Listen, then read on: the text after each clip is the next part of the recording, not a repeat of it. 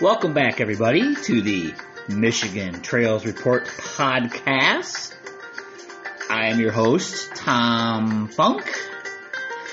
Thanks for joining me today for our podcast. And today's topic is going to be backpackable loops.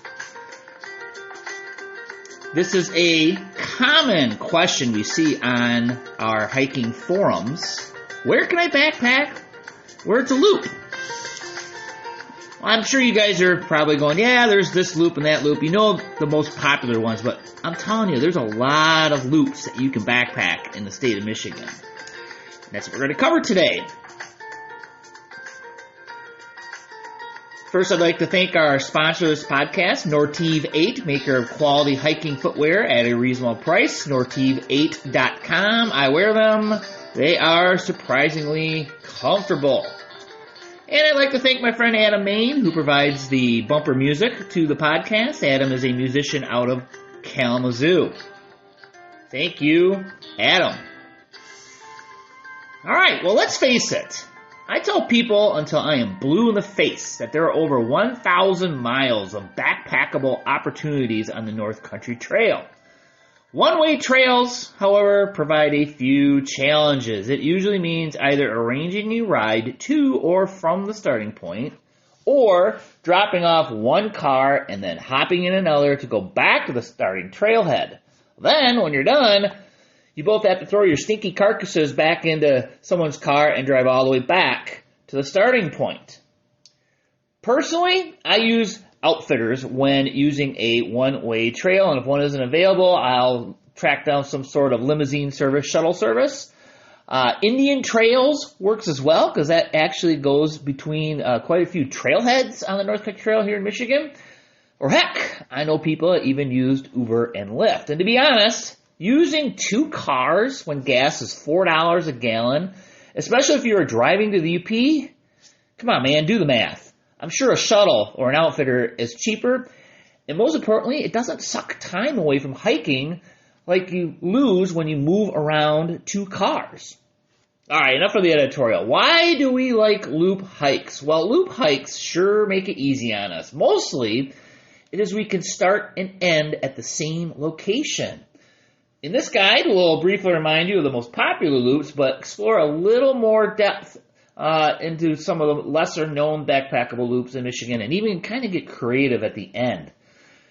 While some loops see a lion's share of traffic, consider venturing onto some of these less-traveled paths for a more solitary wilderness experience. So with this guide, I will mention some different types of loops.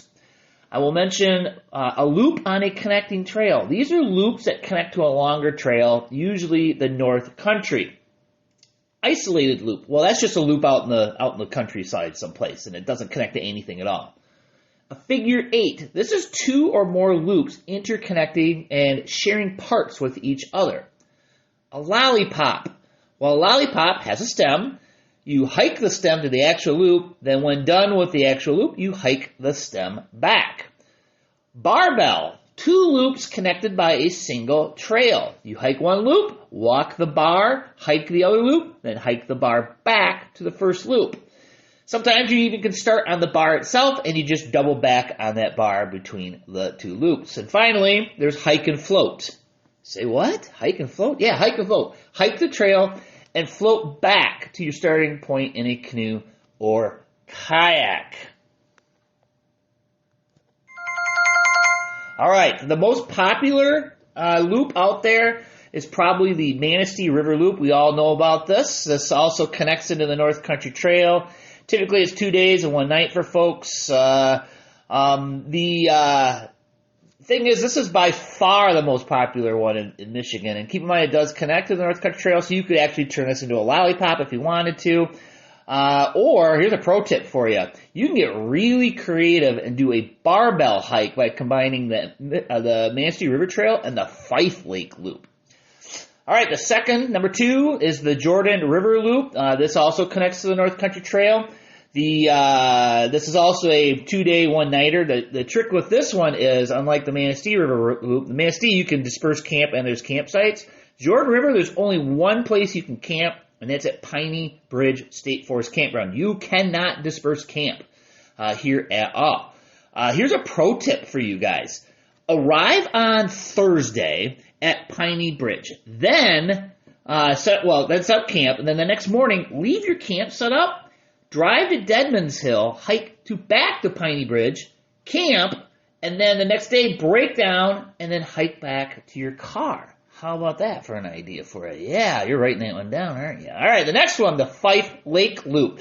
This one has become quite popular recently because this used to not be a loop. The North Country Trail used to use the shore-to-shore horse trail, but the North Country Trail created its own trail to get hikers off the horse trail, but today it makes a loop hike. So keep in mind, you will be sharing with the horse trail, so look out for meadow muffins. Of course, Porcupine Mountain Wilderness State Park is very popular for loop hiking. You can make 2 to 7 days, maybe even more, out of Porcupine Mountains. And keep in mind, you do need backcountry camping permits that have to be pulled in advance off the State of Michigan website. Moving on, another popular place that people love to hike, Pictured Rocks. Research indicates about 3/4 of hikers either do a one-way or they do an out and back. But you can make a loop or a barbell loop work here. So there's a barbell loop between Chapel and Mosquito and the Beaver Basin area. And that could make it into like a 4-day backpack. Again, I'm sure you all know by now, backcountry permits are required. You must reserve them online and get them way in advance. And keep in mind, too, no dogs. This is a backcountry area. And you must use the campsites. You cannot disperse camp.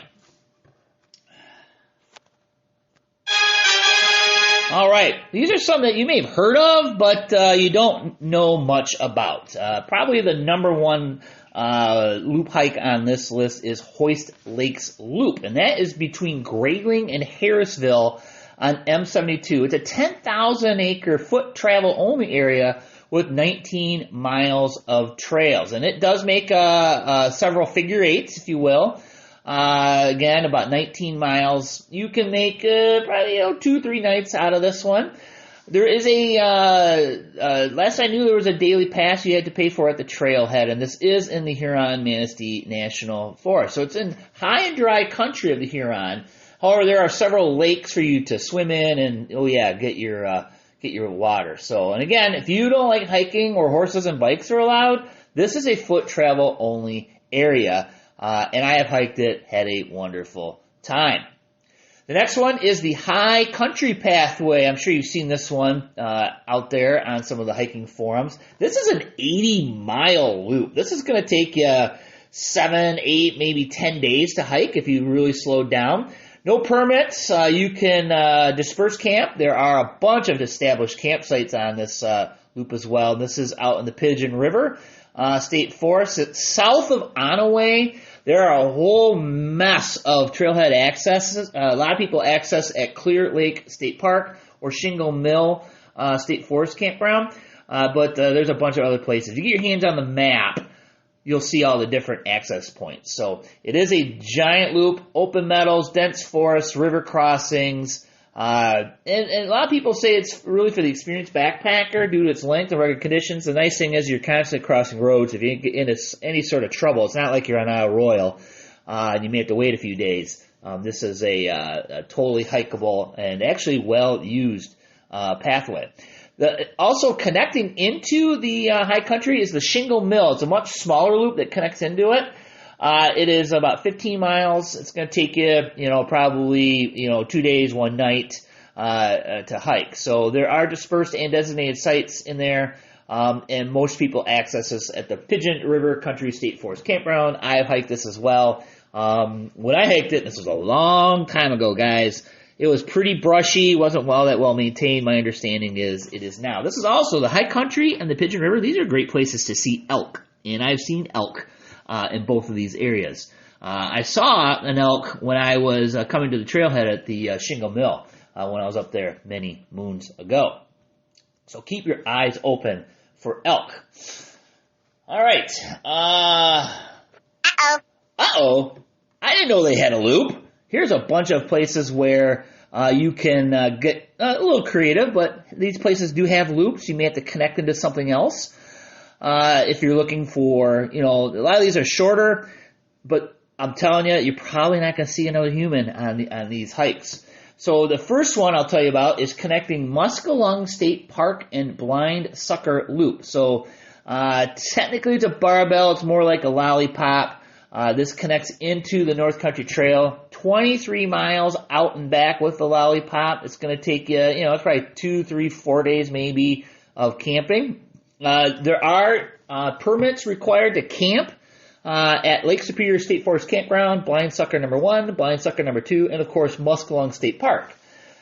You can RSVP for campgrounds at Muskelung State Park. You can also camp there. You're going to need your recreation passport.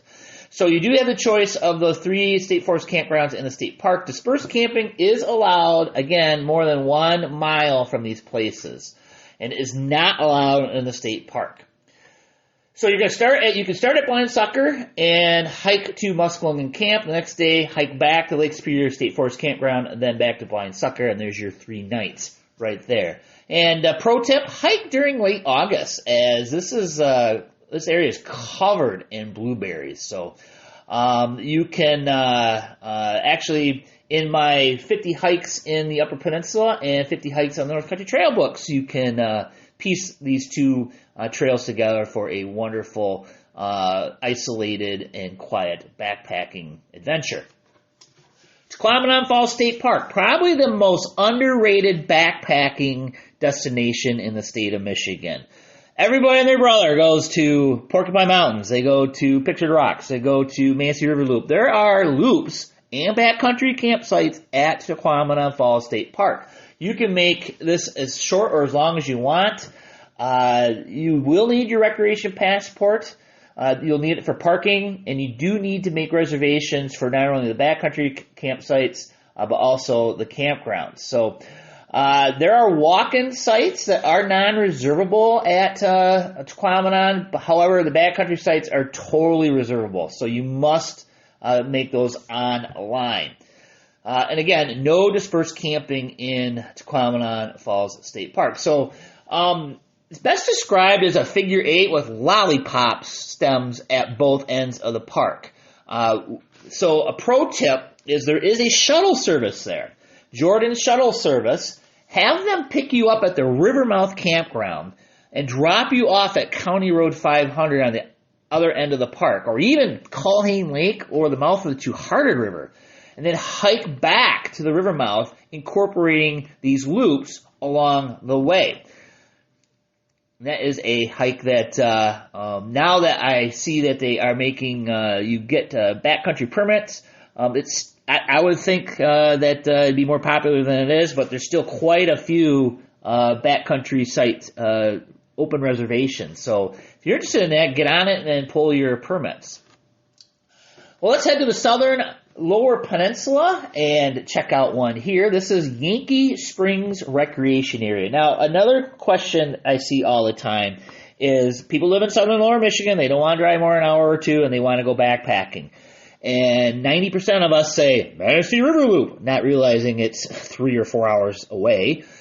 But Yankee Springs Recreation Area, north of Kalamazoo and south of Grand Rapids, is an awesome place to do a backpack hike. It connects in. There are loops. It does connect into the North Country Trail. There are some lollipops and some barbells in there as well. So this could be easily a 2 to 3 night stay here. It is a state park, so you're going to need the recreation passport.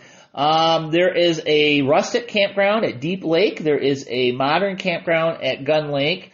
Also, it borders the state game area, and you can camp in the state game area with a free permit. You have to pull in advance from the state game area office. However, they limited it to hunting season, so you'll have to check as far as if it's allowed or not. And rumor is a lot of times the biologists for these areas will give you a permit even outside of the hunting season if you tell them you're backpacking and you're kind of doing a through hike. So lots of spurs and dead ends in Yankee Springs. Don't be afraid to incorporate a short road walk into your hike to complete a loop. You can extend your hike and park in Middleville and hike in. You can also start south of there as well and hike north. So you got to get a little creative with this one, and it's certainly a doable and a great place to do a break-in hike if you live in Southwest Michigan. On the shore of Lake Michigan is Nordhaus Dunes. This is the only wilderness area in southern lower Michigan. You can make this whatever you want. An isolated loop, a barbell loop. It is a wilderness area. The trails are pretty much social trails. They're not marked.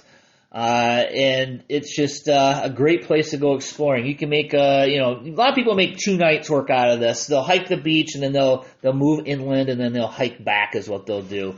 There is a campground on the north end at Nuremberg Road. There's also the Ludington State Park at the south. So usually it's tough to make a loop in a wilderness area with the lack of trails and all, but it does have a network of trails, and you could even start down at Ludington State Park, hike the beach, or go south and use the state park there and even camp there. So there's some creativity that can take place with Nordhaus Dunes. The one time I did it, it was an out camp on a dune and hike back. So, heading up to the western end of the Upper Peninsula, have you heard of Sylvania Wilderness? So Sylvania Wilderness is part of the Ottawa National Forest. It has a mess of lakes. It's mostly for canoe travel. However, you can backpack in there, but you have to use their campsites. And they're all on waters, which is pretty cool. The most popular is Clark Lake, which is a 7.5-mile loop around a wilderness lake, if you will. This is typically a 2-day, 1-nighter for folks. However, you can make this longer. If you take a good look at the map, you can make a large loop using Clark Lake, then using a trail and some Forest Service roads around Marsh, Devil's Head, and Barbell Lakes for a nearly week-long hike approaching 50 miles. More if you explore some of the portages. The trick is, you can't disperse camp here. You have to use a designated site. So with some planning, there are 50 sites to choose from. You could make this work. All right, how about a little trail magic for you? These are probably ones you haven't heard of. And this is going to make up the bulk of the list. We're at number 14 right now. And this is Reed Lake Loop. This is an isolated loop, 5.5 miles, 2 days, 1 night. Great for break-in hikes.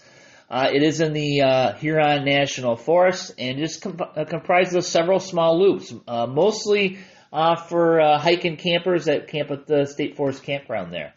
Another one, if you want a quick and easy loop hike in the Upper Peninsula, you can use Victoria Road and the North Country Trail and the spur trail that brings you out to Victoria Road. So it's going to incorporate a little bit of a road walk, but this road, I hiked it once when I was doing some trail maintenance up there. I didn't see a single car. So it's a very lightly used seasonal road, Victoria Road is. So this is a loop. It's about 12 miles, so you can definitely make a 2-day, 1-night adventure out of it. No permits or anything like that needed.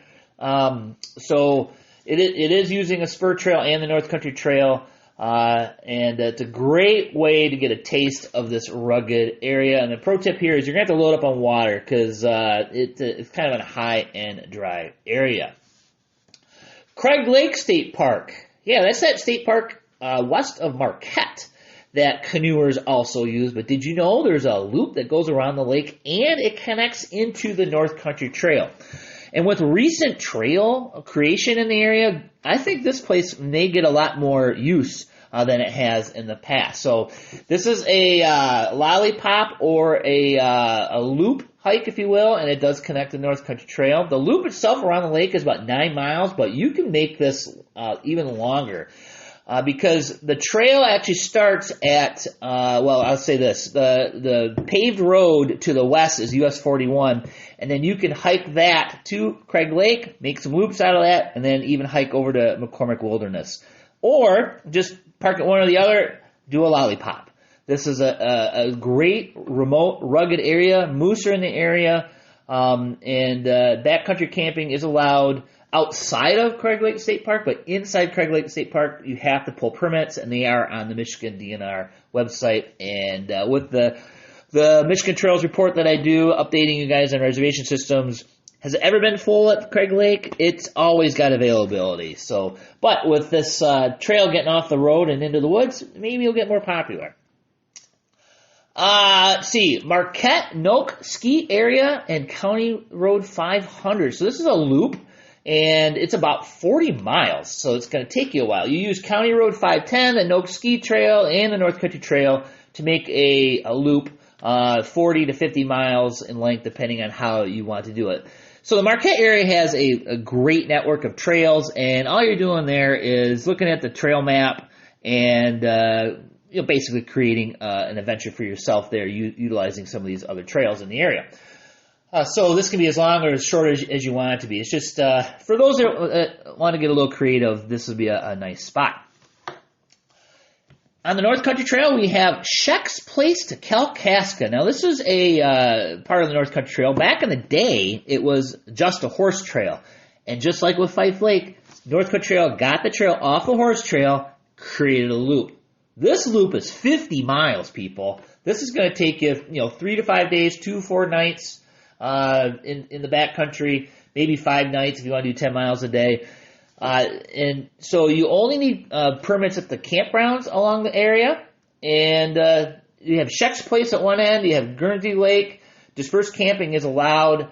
But the thing is, this is high and dry. And half the trail is on the Shore Horse Trail, which is quite sandy. And you're going to have to dodge those meadow muffins. I'm surprised this one doesn't get more activity as well. The Fife Lake gets tons. This one, maybe because it's a little longer, you can't do it in a weekend, but this is totally doable. There's a lot of open country here, though, folks. You're going to need your sunscreen, your hat, and you're going to have to load up on water every time you see it. And yes, I've hiked before the trail was moved, I actually hiked the Shore Trail as part of my North Country Trail adventure. And I think we saw only one set of horses the whole time that we hiked it.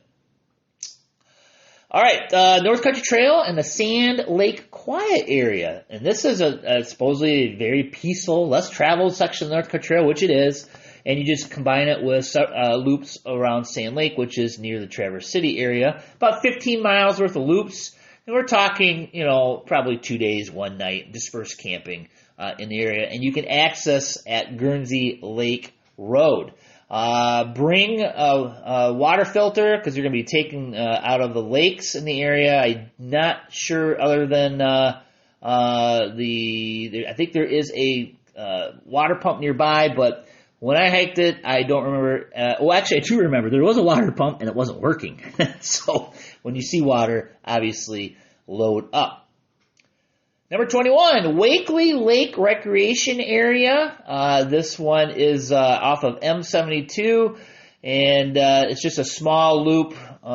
It's going to be 2 days and 1 night, and it's in the Wakely Lake Recreation Area. Number 22, Silver Lake Pathway, and this is a scenic loop in the Huron Manistee National Forest as well. Another one of these 2 days, 1 night loops, and this is off of M55 in the Manistee National Forest. So it is quite the scenic hike when you hike this. Some pretty decent topography in the area. Pine Valley Pathway, another pleasant loop, another 2 day, 1 night loop there as well. You access off of M61, and this one is up north as well. We also have the Green Pine Lake Pathway, and you're going to access this at, where are you accessing this at? Hold on a second. West of Clare on US 10. This is a very lightly used by backpackers. So if you're looking for a break-in hike a little to the north, that would be a great place to check out as well. Another lightly used loop is the Pine Martin Run Trail. This is a 26-mile system of non-motorized trails in the Iron Jaw semi-primitive area, and it's open to hikers, bikers, and horseback riders. There are 5 designated loops here. Some are shorter than others, of course, and they tend to start and end in the same location. So this is 30 miles northwest of Manistee in Schoolcraft County. It is, you got to go north from Manistee. It's about 22 miles on M94 to County Road 437 to find it. This is very lightly used, so this is also a great place where you can make it as long or as short as you want. Another cool loop up in the Upper Peninsula, one that I've always wanted to do, I've driven by it a million times and just still haven't gotten around to it, is Bruno's Run. And this goes through the deep woods of the Hiawatha National Forest. It's about a 10-mile loop. It's got a gob of lakes, streams, diverse forests. This is going to be one of those where you camp at the campground, you hike in halfway, disperse camp, then hike back. So this is south of Munising on Forest Highway 13, and you start at Pete's Lake Campground and then disperse camp somewhere in the woods and then come on back and hike. So another one that is nearby is the Wide Waters. I think that's the... Correct me, I am sorry. That is also called Wide Waters and Pete's Run. So it has several different names that it goes by. This trail used to be hiking only, and my understanding is they do allow mountain bikes on it, but it's pretty rugged, and only the really serious mountain biker is going to ride this trail. Now, are you ready for the truly adventurous backpacking loops? I am. Here you go. These are ones that are kind of tough to get to. Well, the first one is an island, Garden Island in Lake Michigan. If you have access to a boat, this is north of Beaver Island in Lake Michigan, and it offers remote and primitive backpacking. So it is part of the Beaver Island archipelago. It is managed by the Department of Natural Resources, but you are welcome to go there and disperse hike. There are about 10 to 15 miles worth of loops on the island. So you're going to be there for a couple of days. No permits required. You can disperse camp all you want. So my understanding, there is a ferry from Beaver Island to Garden Island. So, but it appears also you may have to, you could, if you wanted to, go to Beaver Island and canoe or sea kayak over to Garden Island. I know people that do that. So if you start at the southern end of Garden Island, you follow old logging roads. It goes through all the dense forests. There's several small lakes, wetlands, lots of wildlife here, especially bird life. And again, dispersed camping is allowed. Bring a map and compass. Although you're not going to get lost, you are on an island.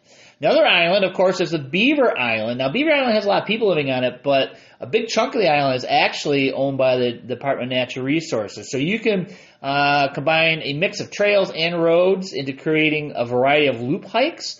And again, this is also a very beautiful place to go. There's probably upwards of 50 miles of trails there in on the island. So there are established campgrounds, and of course there is dispersed camping as well. And again, you'll have to take the ferry out to the island. Here is your hike and float. Because remember, I did mention at the beginning, hike and float. This is hiking the North Country Trail from US 131 to Baxter Bridge, and then floating back on the Manistee River. So you're using a section of the North Country Trail and a float. You just have to figure out how to stash your kayak. A lot of people will stash it in the brush. They'll chain it to a tree or something, hide it really well. But this is 23 miles of hiking and 17 miles of floating. So you can make 2, 3, 4 days out of this if you want, in using dispersed camping, and you'll see what look like established sites along the way. And this, of course, is in the Huron-Manistee National Forest. You'll access this at either US 131 or Baxter Bridge. And if you coordinate with a local outfitter for canoe kayak rentals and shuttle services, you could make this work also with just as a one-way hike. But again, this is loop hikes, and that would be a really fun one to try. So, and for my bonus, All right. This is a monster loop hike. I don't think anybody's ever done this before, but boy, it sure does look interesting. I think it's about 100 miles. It's going to take you about 10 days. And how I came upon this idea is I once ran into a hiker on the Bay de Noc Trail who diverted off the North Country and was headed south to Escanaba to catch a bus back to some other hiking adventure he was going to do. I'm not sure where he started, but I started imagining in my head that he started in Seney. He hiked up the Fox River Trail to Pictured Rocks, then he went west to the Bay de Noc Trail, and then south. So you could hike from Seney to Pictured Rocks, and you would enter the Pictured Rocks hiking trail, the North Country Trail there, just north of Kingston Lake. Then you would hike to the west, out of Pictured Rocks, past Musing to Autrain, and then you would take the Bay de Noc Trail south, and then in Escanaba is where, actually he went to Escanaba, but you would actually end at the trailhead. Now the thing is, there's a way to close this loop. The way you would do that is if you look at the map at Seney, you'll see a 2-track that parallels to the east of M77, and it will turn back into Germfast. And from Germfast, you'll walk south a couple miles on M77 to River Road, which is a lightly used gravel road all the way to Manistee. And you'd have to dip down to the Manistee proper and walk through town on local roads. And then there are local roads that parallel US 2 to its north all the way to Rapid River and the trailhead at Bay de Noc. And that, I think, is very, very cool to be able to do. It'd probably take years before we would close that loop with an actual hiking trail, but other than hiking through Manistee and a little chunk near Germfast, looks like a doable hike. All right, so about these hikes, and that was I think a grand total of, how many did I do? Grand total of 30 loop hikes for you guys. So if we can move beyond the most popular 5 and spread out to some of these other ones, I think we would have a much better backpacking experience, having this diversity of trails that we could hike. Now, a lot of these trails, you can find their maps at MichiganTrailMaps.com.